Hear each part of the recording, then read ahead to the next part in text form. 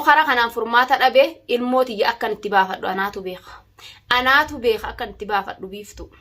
si argachuu dadhabee miti duraanu odon ilmooti yatan abbaa jala odon fiige qaatan baafadhe kana hundan ta'an. Assalaamu alaykum wa rahmatullahi wa barakatuh. Jirra jirtanii hordoftoota fi kabajamtoota keenya akkamiin nagaa qabdanii jirtanii jajjabaattanii isiniin jecha kunoo wardaan waa takka waan irra geessan qabdu har'allee akkanumatti deemte garuu haraa ittiin mucaa kiyya baafadhu mala dhaaduu naasha haala kana ilmooti iyyallee argachaa jiru waa takka ilmooti iyya dhabe fayyuman fiiga fayyuman shaararra fiiga malee ilmooti iyyallee hin arganne boleeyyan kiyya biiftuun shayxaana deemu shayxaana bakkatti agartuun qabdu yoo rabbumti gaafa rabbiin irra si dhaabe taate malee bakkatti agartuun qabdu jechuun bakkan itti arguun qabu dhabeetiin jira akkuma agartan eda ilmooti iyya bakka ishii gumaamarraa halee shaararraa gumaamaa nyaattu argeetin garaan nataa'u didee maraadhee as fiigee hulaa ishii sanirra dhaqee biinidhaan wajjin rabbi jazaa isaa kafalu biinillee rabbiin jazaan ta'e jannataa taatu biini na wajjin dhaabbatee halkan guutuu na wajjin dhaabbataa bulee qabbana keessa qabbanti harka kana na salalchite jechuun ilmooti iyya akkam goote qabban amma yeroo tana deemaa irtoo laaltayyaa buleeyyan kiyya ta'imimmaan si qabatu miti ta ilmoon shaaraa irtoona way warda rabbi garaa na hajabeessu jabaadheetiin jira maalan godha waan hin godhuu hin jirre waan hin irra ga'u nagarre shayxaanni bakkatti argan hin qabu bakkatti argamu hin qabu waa takka namuu dhabee shayxaantitti gaafa rabbiin kiyyan afaan fide inshallah rumaan kafalachuu ta'a garuu amma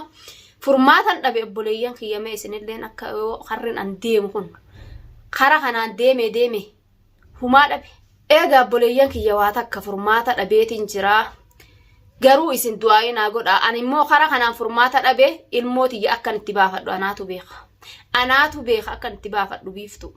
si argachuu dadhabee miti duraanu odon ilmooti yatan abbaa jala odon fiige qaatan baafadhe kana hundan ta'an illeeni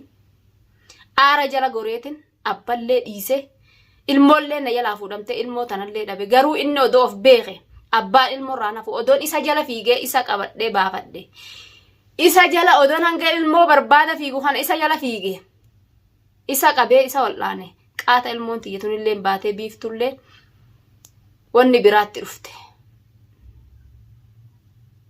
garuu amma furmaata biraa dhabe obboleeyyan kiyya furmaatan dhabe abbaa jala fiiguu na oyyamma ilmoo dhiisee firraa bilaal kiyya firraa dhiisee abbaa galchuu akkan itti abbaa qabee galchee wal'aanu yaaduu na wayya waa takka hiisuu dadhabeetiin jira obboleeyyan kiyya waa takka hiisuu dadhabeetiin jira maalan godha waa takka biinilleen manni oromoo hundi kana wajjin dhaabbatulleen humaa furmaatni naa dhufuu didee jira furmaanni kara abbaa kanaan naa dhufuun oolu garuu an akkatti hoggan yaade akkatti hoggan sammuu tiyya tanaa yaade yoon abbaa galche ilmoo tana numan galfadhaa yoo abbaa wal'aanee abbaan of beeke abbaan of beeynan hattaa yoo na jibbellee ilmoo ofii irratti du'a irraa nafu ilmoo ofii beekomsaan akkanan godhu beekomsaan ilmoo isaa qali fannisin juun ajjeese nurraa ofii jeeni alatti akka saretti ari'ee alaa gumaamaa nyaattu ilmoon isaa odoo inni of beeke hatta naaf inni wajjin jiraatin naaf inni adda baanullee ilmoo isaa tashaararraa gumaamaa nyaattu ni du'ee dabra gaafa taamaraataa sanuu inninu isaan alaa galeechuu ni beeka sanunda odoo beeke sanundaa'u ilmoo isaa tan akkana godhuu dhiise nama qubaa akkatti qubarra haa'uu hin danda'u jechuudha anuu yoon hin qubarra haa'e na ajjeesuu deema duraanu bilaal isaa anu yoon hin akkatti qubaan tuqe abbaan na ajjeesuu deema numan beeka tana hundaa'u garuu akka inni jaalalaan ikkanan goone numan beeka ishiin if jala galchitee waa hundaa'u fedhii ishiidhaan guuttee jirti isas of jala galchitee maraachitee ilmoollee na jala akkana goote garuu biiftuu tiyyaa fi tabiiftuu ittiin deebi'a fiigee umaa fiduu dadhabe ittiin deebi'a tabiiftuudha garuu amma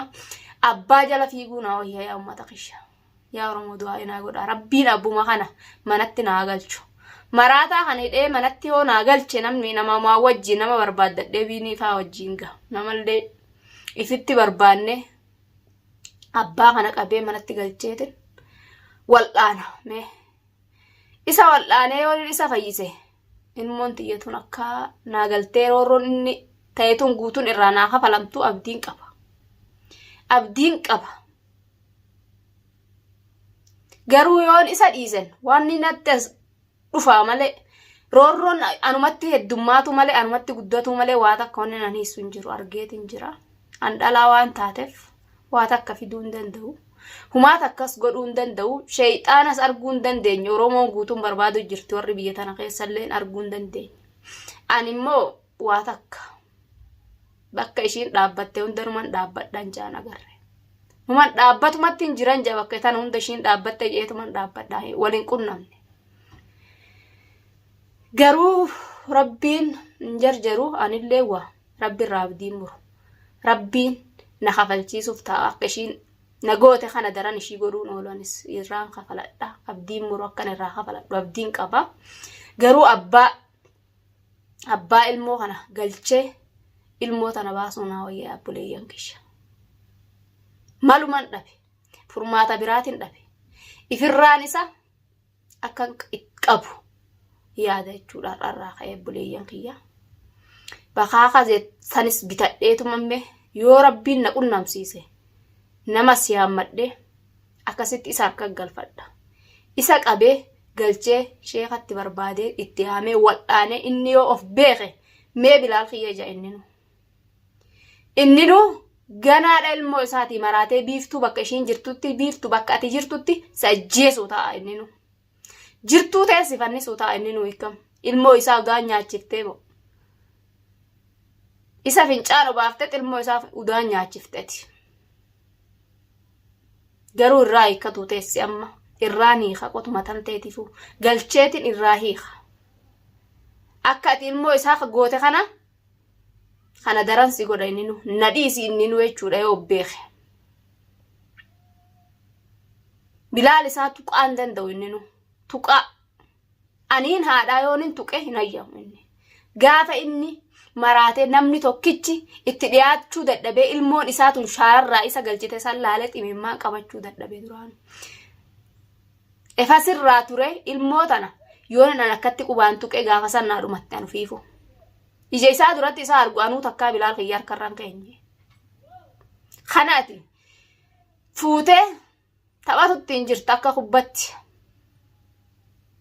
gumaamaa taanii taanirra ooftee ilmoo tiyya gumaamaa keessaa nyaata nyaachifta gumaamaa nyaachifta abbaan akkuma ati jette baalxoo ta'e fuunfatee si jala deema inni garuu ni fayya inshaallah irraanii kaamiti irraanii waan ati itti goote qareessa isa irraa keessa manatti galchinaan Bilaal kiyya akka naagaletti yaata innumtiif beenanan akka Bilaal kiyya naagalee wanni roorroon tun guutuun kanarraa sirraa kafalamtuun achi laaletin arga wanni ati Bilaal goote kun dachaa meeqan akka sirraa kafalamu biiftuu laaletin argu jira garuu Abrahaam rabbiin harkaa fitu rabbiin Abrahaamii wal haa qunnamsiisu rabbiin isa na agarsiisu rabbiin na haa laaffisu rabbiin isa manatti na haa galchisiisu isuma manatti galchee isuma siirii ati itti goote tana sir irraa hiinammo biiftuu akkasii dhumatti atillee hin beekatte gidisan wardaa waa takka sirraa hiisuu dadhabdee si arguu dadhabde manallee mana kan keetillee za'aatana dhuftaa za'aatana deemtaa si arguu dadhabe mana kan keetillee ulaa tan ta'e yalan bulaa jiraan garuu abbaa Bilaal baasuu naa wayishamma abbaa Bilaal gaafan galchee duuba inni if beeke atuu mala dhawatta biyya tana keessa mala dhawatta wardu barratti silaasii oolte wayyaadha ilmoo isaa tuquu baatte isaa wal jaalattanillee wardaa kafeete gootullee sila ilmoo isaa tuquu silaa baatte waasin tuqu nagaa bultiin ta'e hawwituudha garuu isa akkana goote ilmoo isaa udaan qaama dibuu jirtaati garuu an haadhaas fiige achi fiige garuu gaafni sirraa kafaladhu numa dhufa rabbiin natti dheeressee jira amma alhamdulillah man jamalee rabbittillee zannim lembatu rabbi khiyya walin dhabu sije khaliqa khiyya walin dhabu ya rabbi khiyya jeetenif duba deebe rabbi khiyya qadadha rabbiin khiyya abbuma bilaal na harkaafitu rabbiin isuma na harkaafitu gaafan isa waldhaane innif beeke ani na haajalatun jenneen an ilmoo isa raafuun danda'u bineensinuu gaafa silaanni maraatee akkatti akka uduwaanin na jibbee akka uduwaanitti nama hunda jeeffatu sanu ilmoo isaa ifitti haamemmee bilaal khiyya jee waan inni ilmoon xiqqoon tun nyaata nyaachifte irraa dhiitte ilmoon xiqqoon tun baabaa nyaadhu baabaa dhugi baabaa taa'i baabaa kayyettiin imimmaan torbaan meeqa boo'ee gaafa sanu abbaan jechuu bilaal khiyya yoon abbaan isaa of beeke udaan nyaatuu dhiisi akkatti namni qubarra haa an qubarra haa hunda danda'u si nama biraa maalin godhaamti anuu qubarra haa hunda danda'u jeeta dhalte waan abbaa isaatii ta'e abbaan isaaf duba deebi'ee yaadata garuu arrasan hunda yaadachiisuu dhabdee sammuu isaa keessaa fuutee sammuu biraa keessatti shayxaana deemu siiriin tun naannottee booda siti deebitee kokotteessitee biiftu kokotteessitee manatti si galchuu teessati inshallah rabbiin agarsiisuu ta'a yeroo gabaabduu keessatti fincaanii udaan akkatti gabbaafattu dhabuun ooltu ati rabbiin hin jarjaru garuu namatti ilma namaatii miti rabbiin sirraa kafaluu ta'a haalin ijazaa